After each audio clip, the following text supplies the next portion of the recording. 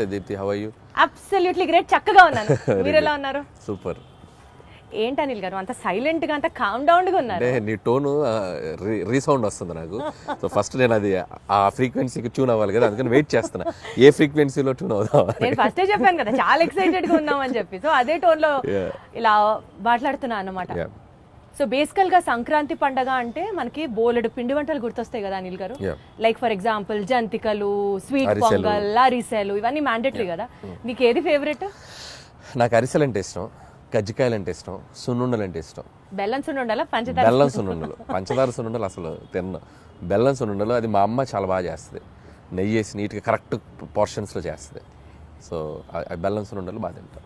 So మన సినిమాని ఏ స్వీట్తో పోల్చి ఇలా ఉండబోతుంది సంక్రాంతికి అంటే మన సినిమాలో అన్నీ ఉంటాయి, ఒక స్వీట్తోనే పోల్చలేను. అంటే మనకు ఒక గారె, పులిహోరే అండ్ ఒక స్వీట్, ఒక దానికి కాంబినేషన్స్ ఉంటాయి కదా. సో అన్ని రకాల ఎలిమెంట్స్ కలిపి ఉంటుంది సంక్రాంతికి వస్తున్నాం. సో ఒక డిష్తో నేను ఒక పర్టికులర్ దీంతో నేను కంపేర్ చేయలేను.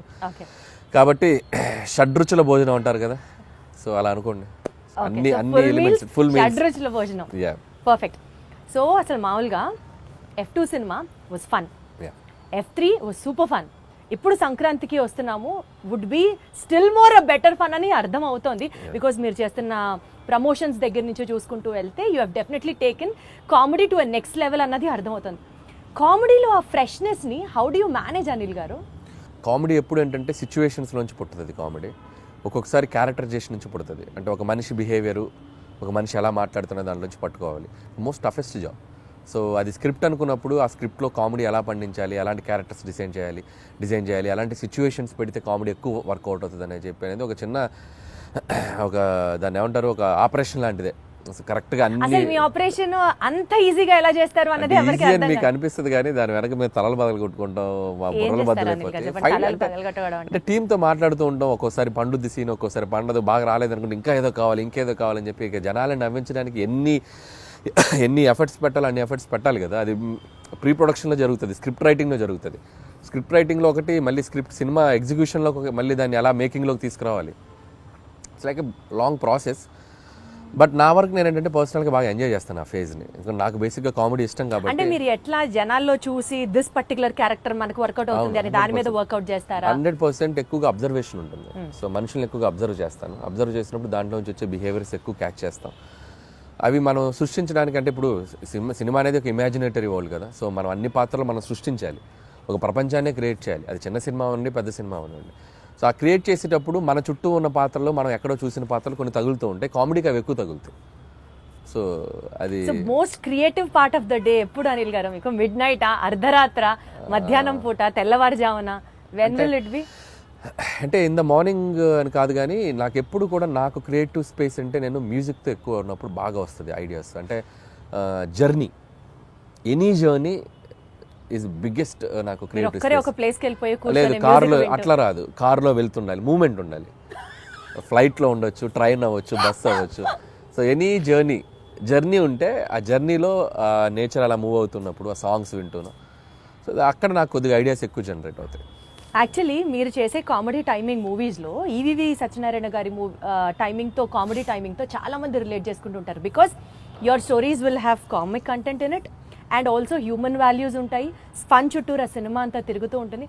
ఇలాంటి కోరిలేషన్ మీకు ఎవరైనా ఎప్పుడన్నా చెప్పినప్పుడు would you feel great about itself? 100% it's the biggest compliment for me. And నేను ఇన్స్పైర్ అయిన డైరెక్టర్స్ వాళ్ళు. So always like Jandhyala garu and EVV గారు అండ్ ఎస్వి కృష్ణారెడ్డి గారు, ఈ ముగ్గురు డైరెక్టర్స్. సో 90sలో నేను చిన్నపిల్లగా ఉన్నప్పుడు వాళ్ళ సినిమాలు ఏవైతే, జంధ్యాల గారు 2 ఆనా పెళ్ళంట, చూపులు కలిసిన శుభవేళ, బావా పన్నీరు, అండ్ ఈవీవి గారు ఆలిబాబా విధంగా, జంబలగడి పంప, అప్పులప్పారు, ఇవన్నీ నాకు ఇట్స్ లైక్ నేను యాక్షన్ సినిమాలు, హీరోల సినిమాలు ఎంత బాగా చూసేవాడినో VHS క్యాసెట్లు తెచ్చి వీళ్ళ సినిమాలు అన్నీ చూసేవాడిని. సో యాక్షన్ సినిమా థియేటర్లో ఒకసారి చూసేవాడిని, VHS క్యాసెట్లో వీళ్ళ సినిమాలు 1-10 సార్లు చూసేవాడిని. సో ఆ ఇంపాక్ట్ బాగా ఎక్కువ ఉంది. అంటే చూడటమే కాదు, ఆ సినిమాలో సీన్స్ ప్రాక్టీస్ చేసేవాడిని నేను వెళ్ళి. సో స్కూల్కి వెళ్ళి ఫ్రెండ్స్ తోటి చెప్పేవాడిని. సో జంబలగడి పంప సినిమా ఉంది, ఫ్రమ్ టైటిల్ కార్డ్ నుంచి ఎండ్ వరకు నెరేషన్ ఇచ్చేవాడిని. అప్పులప్పారావు నెరేషన్ ఇచ్చేవాడు. అంటే వెళ్ళిపోయేది సినిమా, వెళ్ళిపోయి అలా చెప్పడం వల్ల ఏంటంటే తెలియకుండా మనం 10 సార్లు పాట పాడటం స్టార్ట్ చేస్తే ఆటోమేటిక్గా మనకి సంగీతం అలవాటు అవుద్ది. కరెక్ట్. సో అదేమో మరి చిన్నప్పుడు నేను ఎక్కువ ప్రాక్టీస్ చేయడం వల్ల ఒక క్రియేషన్, ఒక కామెడీ క్రియేట్ చేయడం, లేకపోతే సిచ్యువేషన్ మాట్లాడటం, ఓ డైలాగ్ అల్లటమో అలాంటిది అది నాకు అబ్బినట్టు అనిపిస్తుంది నాకు. బట్ బేసికల్గా కూడా అంటే స్క్రీన్ మీదే కాకుండా బయట కూడా మీరు అంతే comedy kind of a person? 100% లేదు 100%. చాలా లైవ్లీగా ఉంటాను నేను. నా చుట్టూ ఉన్న మనుషులు ఎప్పుడు నవ్వుతూనే ఉంటారు, నవ్వుతూ మాట్లాడుతూ ఉంటాను నేను. సో సీరియస్గా ఉండేది చాలా తక్కువ. వండర్ఫుల్. అది బేసిక్గా నేచరే అంత. అది ఉండటం వల్లనేమో అది రిఫ్లెక్ట్ అవుతుంది సినిమాలో. మీరు దిల్ రాజు గారిని కిడ్నాప్ చేశారా, ఆయన మిమ్మల్ని క్యాప్చర్ చేశారా? మీరిద్దరి మధ్యలో బాండింగ్ ఎంత స్ట్రాంగ్ ఉందంటే మీరు ఆయన సినిమాలే చేస్తున్నారా? Any specific reason for that? అదేం లేదండి, కంఫర్ట్. సో లాస్ట్ 8 ఫిలిమ్స్ అదేం లేదు, నేను లాస్ట్ 8 ఫిలిమ్స్లో majority of the films Raju గారితో చేశాను. ఎగ్జాక్ట్లీ. సో 2 ఫిలిమ్స్ బయట చేశాను. అనిల్ సుంకర్ గారితో సరిలేరు, పటాస్ ఫస్ట్ ఎన్టీఆర్ ఆర్ట్స్ చేశాను, తర్వాత షైన్ స్క్రీన్స్ సాహుతో చేస్తాను, నెక్స్ట్ కూడా మళ్ళీ సాహుకి చేస్తున్నాను. సో ఇప్పుడు ఐఎమ్ ఆల్టర్నేటివ్గా ఒకటి బయట చేస్తూ వస్తున్నాను. సో రాజుగారితో ఉండే ప్లస్ పాయింట్ ఏంటంటే ఇట్స్ లైక్ వాళ్ళతో జర్నీ ఉండడం వల్ల లైక్ ఫ్యామిలీ బాండింగ్ ఏర్పడిపోయింది. ఒక ఫ్యామిలీ బాండింగ్ వచ్చినప్పుడు ఏంటంటే నేను ఒక కనెక్ట్ అయితే నేను అంత త్వరగా వదిలిపెట్టే మనిషిని కాదు నేను. సో రియల్ లైఫ్లో అంతే. అండ్ ఎమోషనల్ కనెక్ట్ ఎక్కువ, ఒకరితో కంఫర్ట్ అంటే ఒక కనెక్షన్ వచ్చాక గబుక్కుని ఇంకొకరి దగ్గరికి వెళ్ళలేను నేను, ఓన్ చేసేసుకుంటాను. ఇప్పుడు మళ్ళీ సాహు ఉన్నాడు, షైన్ స్క్రీన్స్ కనెక్ట్ అయిపోయాడు. సో మళ్ళీ అతనితో సినిమాలు చేసి బాగా దిల్ రాజు గారితో కనెక్ట్ అయిన కాన్సిక్వెన్స్ ఏంటి అంటే ఏం లేదు, పటాస్ సినిమాకి అండ్ ఈ స్టూడ్ ఫర్ మీ. సో అంటే ఎన్టీఆర్ ఆర్ట్స్ బ్యానర్లో చేసినప్పుడు ఆ సినిమా రిలీజ్కి ఆయన వచ్చి అన్ని ఏరియాస్ ఆయనే తీసుకొని కొనుక్కొని ఆయనే రిలీజ్ చేశారు film. So Pataas cinema yeah. So ఇప్పుడు ఎన్టీఆర్ ఆర్ట్స్ నాకు ఎంత నిలబడిందో, సో కళ్యాణ్ రామ్ గారు సినిమా నా మీద డబ్బులు పెట్టి తీశారు. అదే సినిమాని మార్కెట్లోకి తీసుకెళ్ళిన వ్యక్తి, డిస్ట్రిబ్యూట్ చేసి ఆ సినిమాని అంతే విధంగా జనాల్లోకి తీసుకెళ్ళిన ప్రొడ్యూసర్ ఆయన. ప్రొడ్యూసర్ కూడా డిస్ట్రిబ్యూషన్ కూడా ఉంది కదా వాళ్ళకి. సో అక్కడ నుంచి బాగా ఎంకరేజ్ చేసేవాళ్ళు నన్ను. సో అక్కడ స్టార్ట్ అయింది జర్నీ. తర్వాత ఆల్మోస్ట్ 4-5 ఫిల్మ్స్ అక్కడే చేయటం. సో ఇప్పుడే భగవంత్ కేసరికి బయటకు వచ్చాను నేను. సో సర్లేరుకి ఒకటి బయట చేశాను, భగవంత్ కేసరికి మళ్ళీ షైన్ స్క్రీన్స్ చేయటం. మళ్ళీ నాకు షైన్ స్క్రీన్స్ కూడా సాహుతో అదే బాండింగ్ ఉంది ఇప్పుడు. సో సాహుతో కూడా ఫిల్మ్స్ చేస్తాను ఇప్పుడు మళ్ళీ నెక్స్ట్. గాట్ ఇట్ 40 ఫిల్మ్స్ కంటే పైగా తమిళ్లో చేసినటువంటి ఐశ్వర్య రాజేష్ గారిని కూడా మీరు ఆడిషన్ చేసి ఈ సినిమాకి సెలెక్ట్ చేశారు అని విన్నాము. అంటే you were so particular about the character, లేదా ఆవిడ చేయగలరా చేయలేరా అన్నట్ట మీకు డౌట్ ఉందా? అంటే ఆడిషన్ అని కాదు కానీ లుక్ టెస్ట్ చేసాం. లుక్ టెస్ట్ చేసినప్పుడు నా భయం ఏంటంటే ఐశ్వర్య రాజేష్ తెలుగు అమ్మాయి, అద్భుతమైన పెర్ఫార్మర్. సో ఒకసారి యాక్సెంట్ ఎలా పలుకుతుందో తెలుసుకుంటే, తన బాడీ లాంగ్వేజ్ నేను అడాప్ట్ చేసుకుంటే నేను రాసేటప్పుడు నాకు ఇంకా ఈజీ అవుతుంది. సో నేను ఇప్పుడు వీటి గణేష్ ఉన్నారంటే నేను ఆయన బాడీ లాంగ్వేజ్ నాకు అర్థమైపోయింది. ఎవడరా మీరు, అది వచ్చేస్తుంది, నేను చెప్పగలను, మాడ్యులేట్ చేయగలను. సో అలా ఒక్కొక్క హీరో, ఇప్పుడు నరేష్ గారు ఉన్నారు, రాజేంద్ర ప్రసాద్ ఉన్నారు, ఒకసారి వాళ్ళతో నేను పట్టుకున్నానంటే నేను అది ఈజీ అవుద్ది నాకు రాయటానికి. సో ఐశ్వర్యకి ఏంటంటే తను ఏదో జోక్గా చెప్తుంది కానీ ఆడిషన్ లాగా కాదు, తన బాడీ లాంగ్వేజ్ తనది ఎలా ఉంటుందో నాకు రీడ్ అవ్వాలి ఇక్కడ మైండ్కి. సో అందుకని ఒక 2-3 డైలాగులు ఎలా చెప్తుంది, సారీ బా మీరు ట్రైలర్లో చూస్తారు కదా, లవ్ యూ బా, ఆ భావాన్ని ఎలా పలుకుతుంది, యాక్సెంట్ చెప్పగలుగుతుందా లేదా అనేది చూసుకున్నాం. సో బేసికల్గా మీరు మనుషుల్ని స్టడీ చేసేస్తారు, బాడీ లాంగ్వేజ్ ని అర్థం చేసేసుకుంటారు. You have that skill. Easy అవుతుంది. ఇప్పుడు ఉపేంద్ర లమ్హాన్ ఆయన ఉన్నారు, ఆయన యానిమల్లో చేశారు. యానిమల్లో చేసినప్పుడు నాకు విపరీతంగా నచ్చిన క్యారెక్టర్. నేను సందీప్ రెడ్డి వంగతో కూడా దాదాపు చాలాసేపు మాట్లాడి ఆయన నంబర్ తీసుకొచ్చాను నేను. యానిమల్లో ఇంటర్వెల్లో వస్తాడు, బొమ్మలు అమ్ముకునేవాడిని అనుకుంటున్నారా అనేది విచిత్రమైన టైమింగ్ ఉంటుంది. అది నాకు భలే చూడగానే భలే అనిపించింది నాకు. అరే భలే పెక్యులర్గా ఉన్నాడు ఇతను అని తీసుకొచ్చి నేను ఆ సినిమా యానిమల్ ఒక 10 సార్లు చూసా ఆయన బాడీ లాంగ్వేజ్ని క్యాప్చర్ చేసుకోవడానికి. చూసుకొని నేను నరేష్ ఇచ్చినప్పుడు అతను షాక్ అయిపోయాడు, ఉపేంద్ర లమ్హాన్, ఇదేంటి ఈ నాలాగా పెర్ఫార్మ్, ఈ నాలాగా కనిపిస్తున్నాడు ఏంటి, ఇన్ఫాక్ట్ నాకన్నా బెటర్ కనిపిస్తున్నాడు ఏంటి అన్నారా? మీకు కాంప్లిమెంట్ వచ్చిందా? యా, ఈ టోల్ లైక్ దట్. సో నేను ఆ బాడీ లాంగ్వేజ్ని ఓన్ చేసుకోవడం వల్ల ఆ మిమిక్రీ చేయడం ఒక ఇది ఉంది కాబట్టి నాకు ఈజీ అవుతుంది క్యారెక్టర్స్తో రాయటానికైనా పెర్ఫామ్ చేయించడానికైనా. అప్పుడు నాది వాళ్ళ మీద రుద్దటం కంటే వాళ్ళ దాన్ని బెటర్గా అడాప్ట్ చేసుకుని దాన్ని బెటర్ చేయడం ఉన్నప్పుడు ఎప్పుడు ప్లస్ అవుతుంది. ఏమన్నా స్కెచ్ ఏమన్నా sketch. Meenakshi such a beautiful heroine. ఇప్పటి వరకు తను చేసిన ఫిల్మ్స్లో తన క్యారెక్టర్కి తగ్గ స్కోప్ రాలేదు అని ఒక చిన్న పాయింట్ ఉండింది. ఈ సినిమాలో how you going to show it her? So Meenakshi బేసికల్గా వెరీ డెడికేటింగ్గా చేసే అమ్మాయి. అండ్ ఇద్దరు అమ్మాయిలు వెరీ గ్రౌండెడ్. నేను చేసిన అన్ని సినిమాల్లో బెస్ట్ యాక్టర్స్ వీళ్ళిద్దరు, I can say proudly. So very down to earth and very friendly, చాలా పెద్ద open statement, very friendly. And like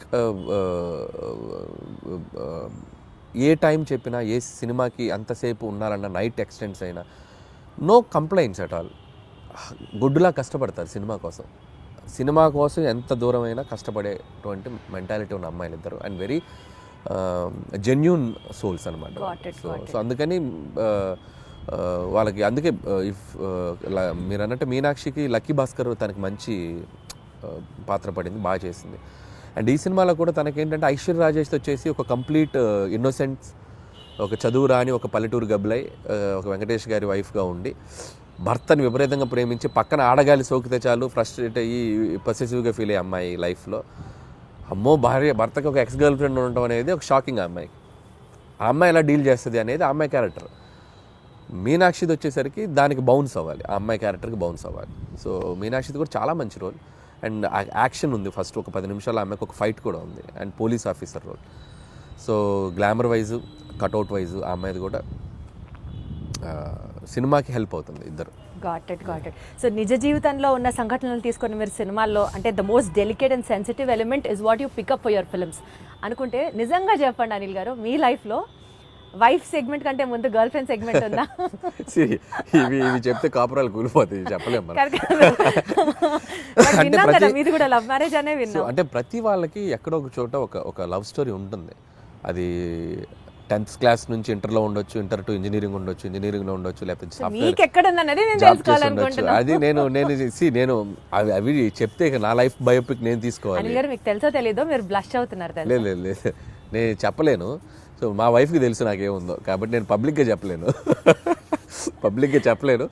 and ప్రతి ఒక్కరికి ఉంటుంది. అందుకేసి నేను తీసుకున్న ఎలిమెంట్ F2 కానీ, అండ్ F2 కూడా ఇట్స్ లైక్ వైఫ్ హస్బెండ్ మధ్య ఉండే క్యూట్ రిలేషన్షిప్లో ఉండే చిన్న చిన్న fun things, problematic things discuss చేయడం వల్ల that become a very very big hit. ఇప్పుడు కూడా ఏంటంటే ప్రతి మనిషి, ప్రతి ఒక మగాళ్ళ లైఫ్ అవ్వచ్చు, అమ్మాయిలకు కానీ ఎక్కడో చోట ఒక పాస్ట్ ఉంటుంది. సో ఆ పాస్ట్ని మనం బ్యూటిఫుల్గా డ్రైవ్ చేస్తే ఎలా ఉంటుంది, సో దానివల్ల ఉండే ప్రాబ్లమ్స్ని ఎలా మనం చెప్తే ఎలా ఉంటుంది అంటే మీ నిజ జీవితాన్ని రెప్లికేట్ లేదు. నా నిజ జీవితం కాదు, ఇది అందరికీ మంది కనెక్ట్ అయ్యే ఎలిమెంట్. సో నాది ఉండేది తక్కువ ఉండొచ్చు, ఇంకోటికి ఎక్కువ ఉండొచ్చు. అంటే మీకంటూ ఉంది, ఎవరికైనా ఉంటుంది అంటాను. నాకు అంత పెద్ద లవ్ స్టోరీ లేదు, అది నా వైఫ్కి తెలుసు కాబట్టి ఇబ్బంది లేదు.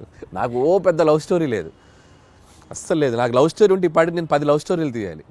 మీరు గమనించండి, ప్రతి వాడి జీవితం వాడి తీసే సినిమాలో రిఫ్లెక్ట్ అవుద్ది.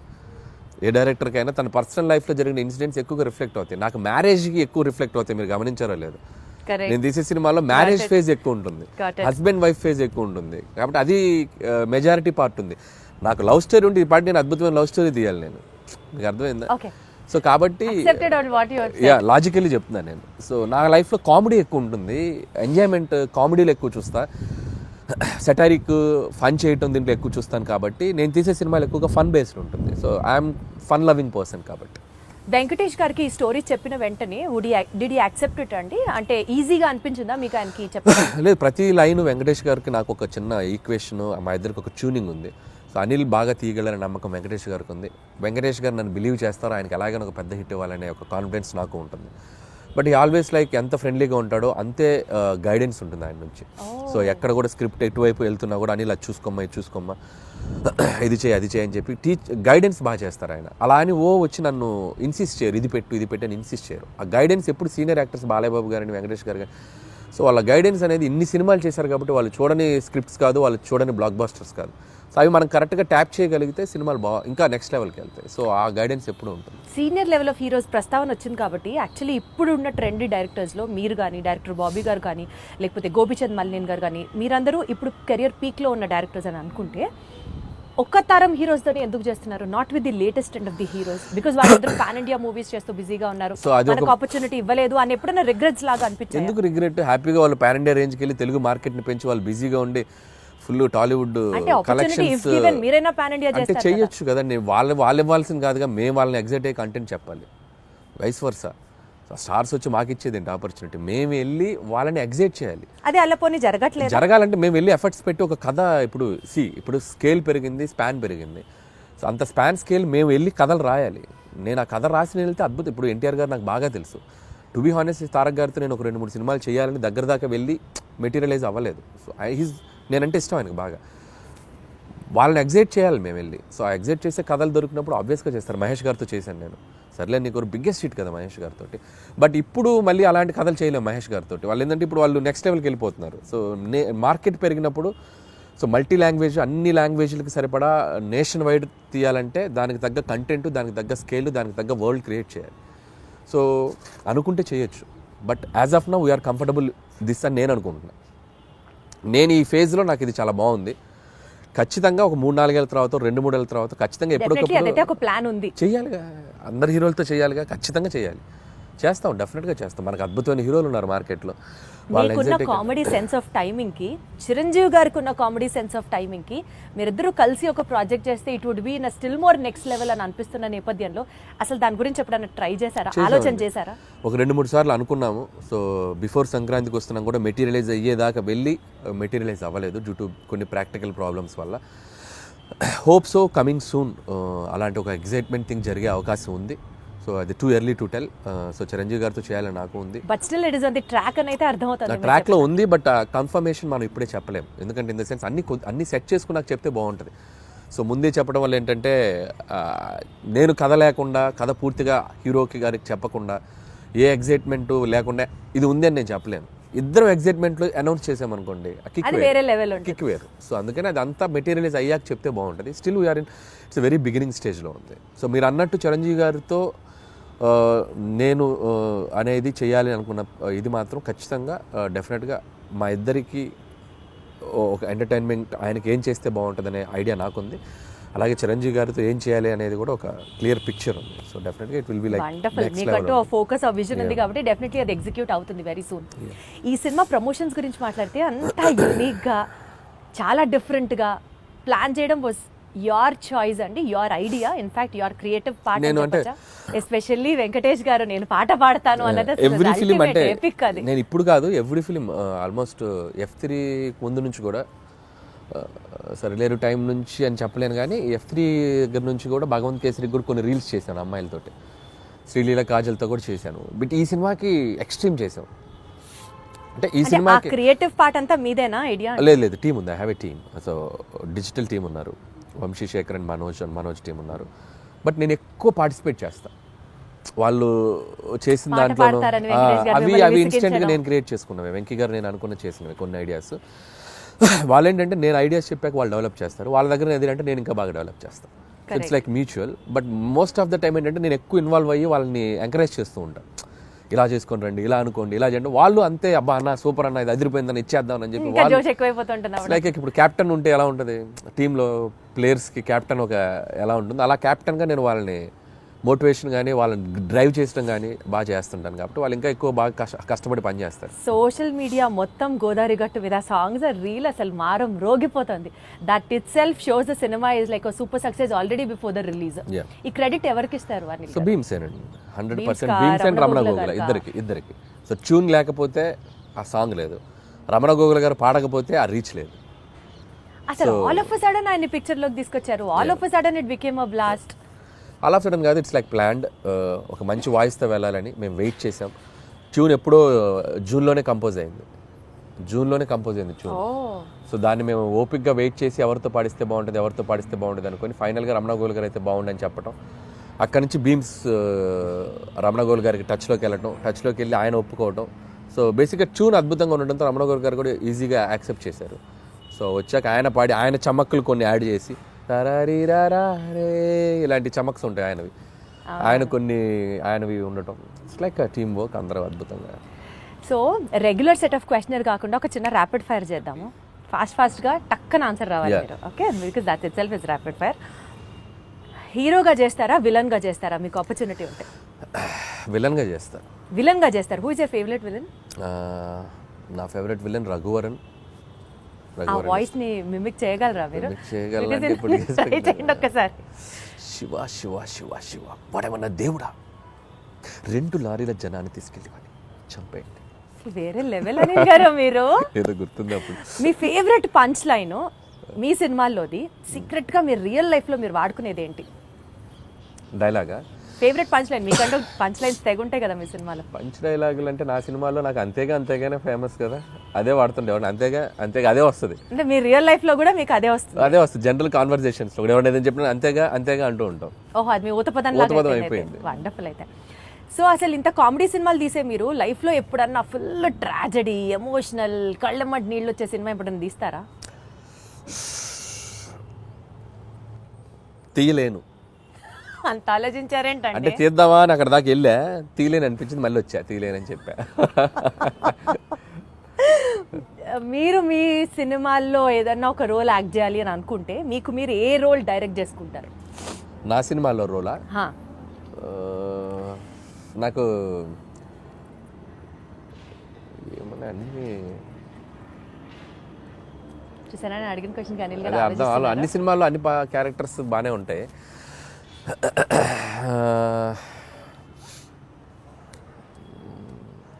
అంత ఆలోచించద్దు అనిల్ గారు. చూస్తాను ఏదైనా మంచిది ఏదో మరి నా గురించి చెప్పుకోవాలి కదా, నన్ను పెట్టారు మీరు, ఏదైనా చెప్తే చెప్పచ్చు, నేను చేయాలని చెప్పారు కదా. అంటే ఒక్కసారి నాకే సభాష్ అనిపిస్తుంది ఇంత ఆలోచించేలాగా క్వశ్చన్ అడిగానా అని.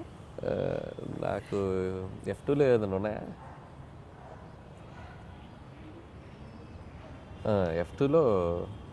F2లో రఘుబాబు గారి రోల్ బాగుంటుంది నాకు. సో వెంకీ గారి పక్క నుండి ఎమ్మెల్యే క్యారెక్టర్, అదైతే నన్ను పెట్టుకొని ఇంకోసారి తీసుకుంటాను, అది బాగుంటుంది. వాళ్ళిద్దరు మంచి కెమిస్ట్రీ కూడా బాగుంటుంది. కరెక్ట్ సూట్ అవుతుంది కదా పర్ఫెక్ట్ గా. వండర్ఫుల్. సెట్ లో హ్యాండిల్ చేయడానికి హీరోస్ బెటరా, హీరోస్ ఈజీయా, లేకపోతే కమెడియన్స్ ని హ్యాండిల్ చేయడం సెట్ లో కష్టమా? నాకు అందరితో ఒకటే ఈక్వేషన్, హీరో అయినా కమెడియన్ అయినా అందరితో బాగుంటాను నేను. They love me, I love them. అందరితో ఒకలా ఉంటుంది, ఒకరు ఎక్కువ ఒకరు తక్కువ. చెప్పారు అనిల్ గారు, ఏం చెప్పారు. సో యూజువల్లీ మీరు ఒక సినిమాకి టైటిల్ పెట్టేటప్పుడు స్క్రిప్ట్ ఫస్ట్ చూస్తారా, లేకపోతే క్యాచీ టైటిల్ కావాలనుకుంటారా? క్యాచీ టైటిల్ ఆలోచిస్తా. స్క్రిప్ట్ కి సంబంధం లేకపోతే లింక్ అవ్వడానికి ఆలోచిస్తాం, అది లింక్ అవ్వాలి. స్క్రిప్టా క్యాచీ టైటిల్? Catchy title. ఇప్పుడు జీవితాంతం బతకడానికి కావాల్సినంత డెలిషియస్ ఫుడ్ ఒకవైపు, బ్లాక్ బస్టర్ సినిమాలు ఒకవైపు, ఈ రెండిట్లో ఒకటి చూస్ చేసుకోవాలంటే ఏం చేస్తారు? Block buster films. అంటే ఫుడ్ లేకపోయినా పర్లేదా? ఓకే, సినిమా అనేది నాకు ఎనర్జీ కిక్, అది సినిమా. మీ రియల్ లైఫ్ లో విలన్ ఎవరు? నా రియల్ లైఫ్ లో విలన్ నేనే. ఎందుకు? ఒక్కొక్కసారి నాకు అది సందీప్ రెడ్డి వంగలాగా ఉండాలనిపిస్తుంది.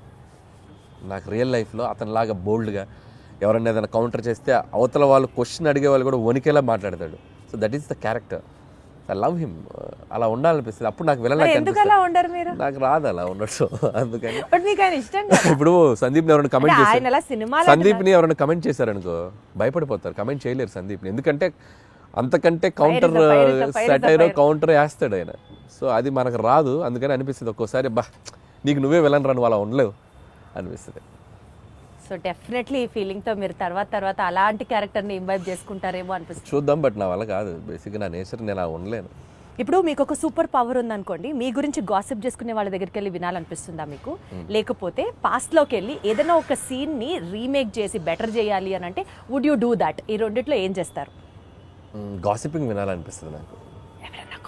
ఎవరైనా చెప్తే వెళ్ళి ఒక చెవి వినాలనిపిస్తుంది. ఏం మాట్లాడు మన గురించి బయట వాళ్ళు ఏం మాట్లాడుకున్నారు, పొరుగింటోళ్ళు పక్కింటోళ్ళు అనే ఇంట్రెస్ట్. అలా మీ గురించి ఎవరైనా ఏమైనా మాట్లాడుకున్నది మీ చోదాకా వచ్చింది? రాలేదులే కానీ, బట్ తెలుసుకోవాలంటది మన గురించి, మన వెనక ఏం మాట్లాడుకుంటారో తెలుసుకోవాలంటది. మీరు గాసిప్ చేస్తారా? అయితే నేను తక్కువ చేస్తారు.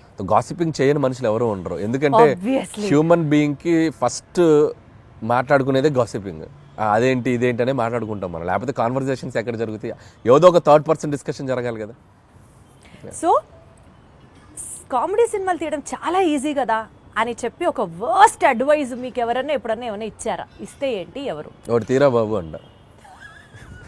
ఎవరైనా ఇస్తే సరే బాబు. మీకు ఎవరైనా ఇచ్చారా? నాకు ఎవరు ఇవ్వలేదు పాపం. కామెడీ సినిమాలు తీయటం ఈజీ అని ఎవరు అనలేదు, కానీ తీయడం చాలా కష్టం. అలా ఎవరైనా తీయమని మీరు అన్నట్టు అంటే మాత్రం ఒకటి తీసి చూపించు బాబు అంటే నేను అంతే కదా, ఒకటి తీసి చూపించు బాబు, ఒకసారి నవ్వించు బాబు.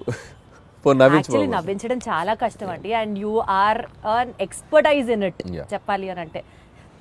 ఒక డాన్స్ సీక్వెన్స్ ని కొరియోగ్రాఫ్ చేయడానికి ఇష్టపడతారా? ఒక ఫైట్ సీక్వెన్స్ ని యాక్షన్ డైరెక్ట్ చేయడానికి ఇష్టపడతారా? డాన్స్ సీక్వెన్స్ ని కొరియోగ్రాఫ్ చేయడానికి ఇష్టపడతా. Dance sequence and choreograph? అదే డాన్స్ సీక్వెన్స్ ని కొరియోగ్రాఫ్ చేయడానికి ఇష్టపడతా. మీరు రీసెంట్ గా ఒక డాన్స్ చేశారు బ్లాక్ బ్లేజర్ వేసుకొని. సోషల్ మీడియాలో కింద కామెంట్స్ మీరు చూసారో చూడలేదో, హీరో మెటీరియల్. చాలా మంది అంటున్నారు అలా సోషల్ మీడియాలో, బాగానే అంటున్నారు కానీ, బట్ ఇప్పట్లో మనకు ఆలోచన లేదు. బట్ ఆ వైబ్ ఎంజాయ్ చేస్తున్నా ఆఫ్లైన్ లో. ఇప్పుడు సో టీవీకి వెళ్ళినా ఎక్కడికి వెళ్ళినా సరదాగా డాన్సులు చేస్తూ I'm capturing my age, I'm capturing my look in the library పెట్టుకుంటున్నానుగా. సో ఒక 10 ఏళ్ళ తర్వాత వెనక్కి తిరిగి చూసుకుంటే, సో వేసుకోవాల్సిన సూట్లు, వేసుకోవాల్సిన హెయిర్ స్టైల్స్ అన్నీ క్యాప్చర్ చేసి యూట్యూబ్లో పడేస్తున్నా. ఇంకా నేను హీరోగా చేయాల్సిన పనేముంది?